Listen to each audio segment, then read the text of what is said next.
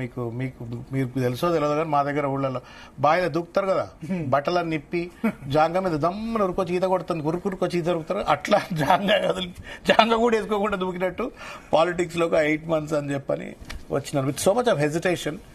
బాగా ఆలోచించి ఇంట్రాస్పెక్ట్ చేసి రైటా రాంగా, మన గాడ్ ఫాదర్ లేరు, సక్సెస్ అయితే మాకు ఫ్యామిలీ ఒప్పుకుందా అంత పెద్ద ఉద్యోగం వదిలిపెట్టి ఇక్కడ మళ్ళీ ఏదంటే? అంటే ఐ కన్విన్స్డ్ మై వైఫ్. అంటే నేను కొంచెం నేను మనసుకి ఎక్కింది అంటే నేను చేసేస్తా.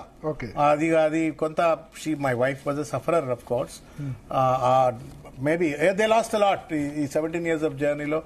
వాళ్ళకి నా పర్సనల్ టైం పోయింది, తర్వాత మేబీ కంఫర్ట్స్ దే లాస్ట్, నా పిల్లలు కానీ. బట్ దెన్ ఇది నా డెస్టినీ అనుకున్నా. ఒకటి నాకు ఇది దైవ కార్యం అనుకొని వచ్చిన వాడిని నేను. ఓకే, ఇవాటికి కూడా చెప్తున్నా, నమ్మరో నాకు తెలియదు. రాజకీయం అనేది 10 మందికి సేవ చేయడానికి ఒక పరమావధి. 10 మంది జీవితాల్లో వెలుగులు నింపొచ్చు. మనం చచ్చిపోయినా మన జీవితం సార్థకం అవుతుందన్న ఒక్క నమ్మకంతో రాజకీయాల్లోకి వచ్చినాను. వచ్చిన తర్వాత సరే ఇట్స్ డిఫరెంట్ ఎక్స్పీరియన్స్. 8 నెలల్లోనే సికింద్రాబాద్ ఎంపీగా కంటెస్ట్ చేశాను. నేను చెప్పా కదా, అదే చిరంజీవి గారు బాగా ఆదరించినారు, పవన్ కళ్యాణ్ గారు ఆదరించినారు. నేను పని కూడా అట్లా చేసిన.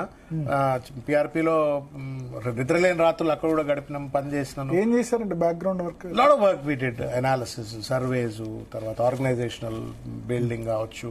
తర్వాత పవన్ కళ్యాణ్ గారు క్యాంపెయిన్ దాంట్లో పార్టిసిపేట్ అయినాను. తర్వాత ప్రజలు ఎవ్వరు వద్దంటే కూడా చిరంజీవి గారిని ఒప్పించి జిహెచ్ఎంసీ ఎన్నికల్లో పోటీ చేయించినాము ఆయన campaign. So we are shaping up the party. అదే టైంలో తెలంగాణ ఉద్యమము, తర్వాత చిరంజీవి సికింద్రాబాద్ లో మంచి ఓట్లు వచ్చాయి. నేను నాది ఒకటే పర్స్పెక్టివ్ ఉండే. అప్పుడు విద్యాధరరావు గారు, శ్రీరామచంద్రయ్య గారు, వాళ్ళందరూ చాలా మంది పెద్ద వాళ్ళంతా చిరంజీవి గారి మీద ప్రివైల్ అయిపోయి నువ్వు పోటీ చేయొద్దు, పోటీ చేస్తే మనం ఓడిపోతాము, మనకు సీట్లు రావు అంటే నాది ఒకటే ఉండే అనమాట. ఎంతమంది మీరు 100 మంది పోటీ చేస్తారు, ఆ 100 మంది డిఫీటెడ్ కార్పొరేటర్స్ గా పార్టీ నాయకులుగా ఎస్టాబ్లిష్ అవుతారు కదా, ఓడిపోతాం కదా అని చెప్పని నాయకత్వం తయారు చేసే అవకాశాన్ని ఎందుకు కోల్పోతా ఉన్నారు మీరు, తప్పవుతుంది అని చెప్పని ఒప్పించి ఆయన పాపం వారు ఒప్పుకున్నారు. అప్పుడు yielded to my pressure and our pressure and then feel చేశాం. తక్కువ ఓట్లు వచ్చినాయి. ఒకటి అప్పుడు మనకు కూకట్పల్లిలో యాదవ్, కూకట్పల్లిలో ఒక యాదవ్ గెలిచినాడు. బట్ దెన్ 100 లీడర్లు తయారైండు, 100 కార్పొరేటర్ తయారైండు. ఆ విజిటింగ్ కార్డు వేసుకుని డిఫీటెడ్ కంటెస్టెడ్ కార్పొరేటర్ అని పోలీస్ స్టేషన్ పోతాడు, పని చేసుకుంటాడు. అట్లా పార్టీ బాగా షేప్ అవుతున్న తరుణంలో దురదృష్టం చిరంజీవి గారు తెలంగాణకు వ్యతిరేక నిర్ణయం తీసుకోవటం, దాని నుంచి బయటకు రావటం, దాని నుంచి బీఆర్ఎస్ లోకి వచ్చారు. అంటే అది కూడా పెద్ద